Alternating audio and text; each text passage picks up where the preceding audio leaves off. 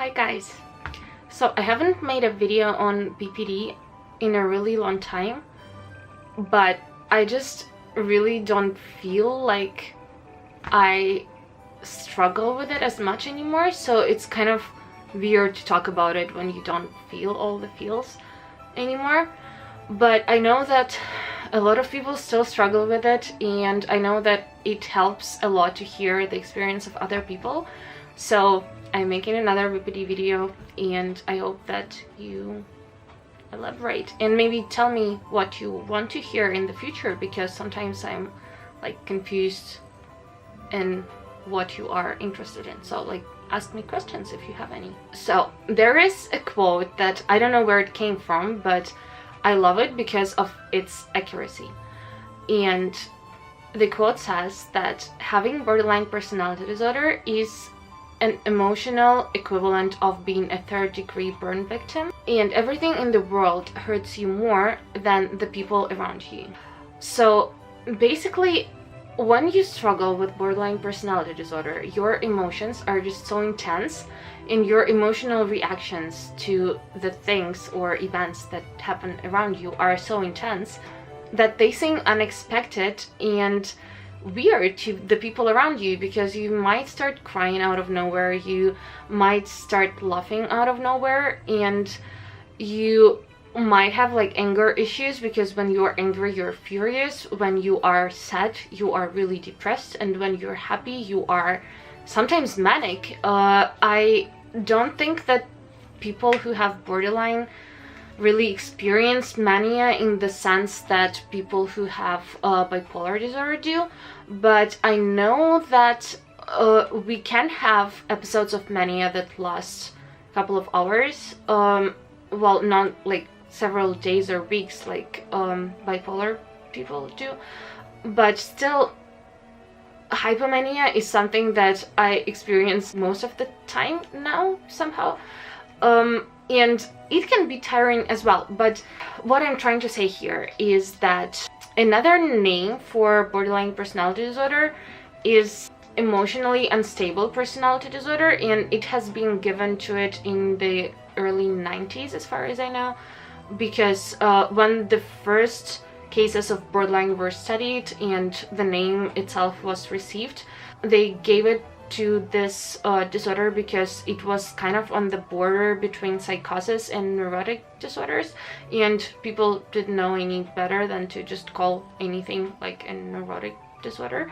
So while it might not be the best name for the disease, it is the one that everyone knows and sort of kind of gives a feeling of what it is. So yeah, basically what emotional instability or emotional dysregulation is that you have so many feelings and so many emotions that you don't really know how to manage them. And being an adult with a borderline personality disorder is basically like being an infant emotionally trapped in an adult body. So you have all these emotions and you don't know what to do with them, so you might act them out, or you might go like self-destructive and self-harm and just make your own life a living hell, and sometimes make a living hell for everyone who surrounds you. The good news is that as kids learn to regulate their emotions, people who have borderline can do that too. But for this you need to really work and really study how to do that, and to attend therapy, and to really want to recover and believe in recovery, because it is possible and it is not as hard as people think it is, because there is this belief that borderline personality disorder is untreatable. So a lot of psychiatrists and psychologists don't even want to start treating it, but really I know so many cases when people fully recovered from borderline personality disorder, in the sense that they are in complete control of their emotions and their manifestations, and it's just amazing how our brain can fix itself if we let it.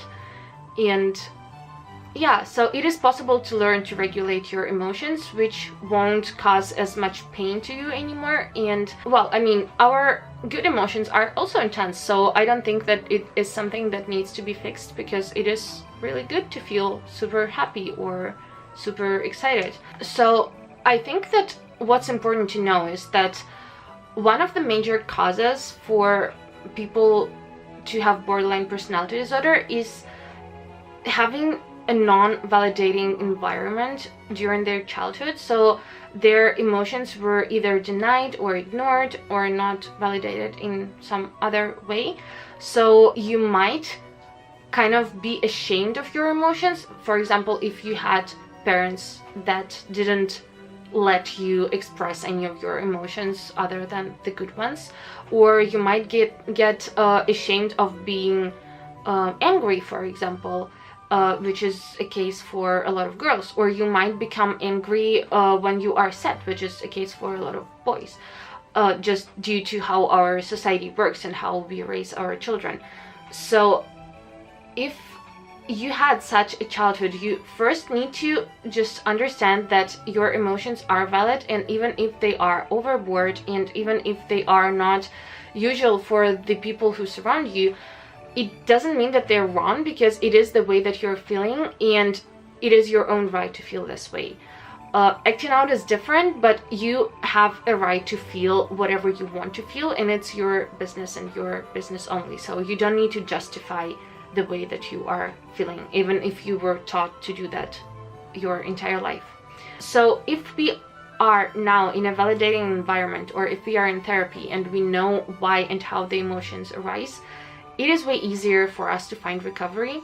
Yeah, and the secondary emotions, like feeling guilty for getting angry, or being angry because of being sad, or there are a lot of other examples of this kind of things, but you get me. You learn to kind of understand which emotions come first, and for me it's really helpful to ask myself a question: what am I feeling right now? Because sometimes we are just not in check with the reality, and we don't really know what is happening. So we understand that we are feeling something and we feel hurt, but we don't know why and what emotion causes this pain. And another thing is to ask yourself, is it the primary or the secondary emotion? So for example, do I feel ashamed because of something that I did, or do I feel ashamed because of the way that I felt towards the situation? Then ask yourself, why are you feeling this way? So what caused you to feel this emotion? And if you can fix it, or if you can avoid this kind of situation in the future, or maybe it's just easier for you to understand why you're feeling this way and sort of work through this and not feel this way anymore in the future. And another very important thing is to know your triggers. So if there is something that triggers an emotional response every time, the same thing, and you just know that it happens and it will happen in the future, maybe if you know that, just try to avoid the triggers, or warn the people that are close to you, like your family, your loved ones. Just tell them that this triggers me, please avoid saying or doing this and that. And I think that a lot of people are actually willing to help you, especially if they love you and care about you. So they will most likely try to help you out with your situation, and everyone wins. And the last question that you probably want to ask yourself is how you can make yourself feel better. So you can either use a workbook for dialectical behavioral therapy, and there are a lot of skills that help you find out how to make yourself feel better. I think that I have a couple of videos on that. So you can invent something for yourself. So I heard people doing some really weird things in order to feel better, but if it helps you, then you just need to find what it is for yourself, because it's your life and you don't have to justify your behavior to anyone.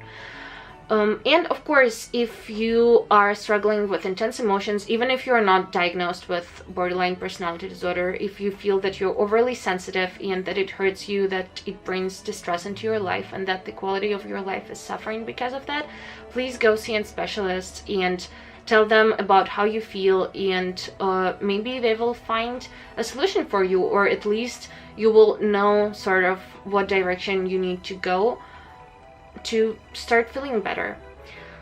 So thank you very much for watching, you guys, and I love you so much. Thanks, and be nice humans. See you in my next video.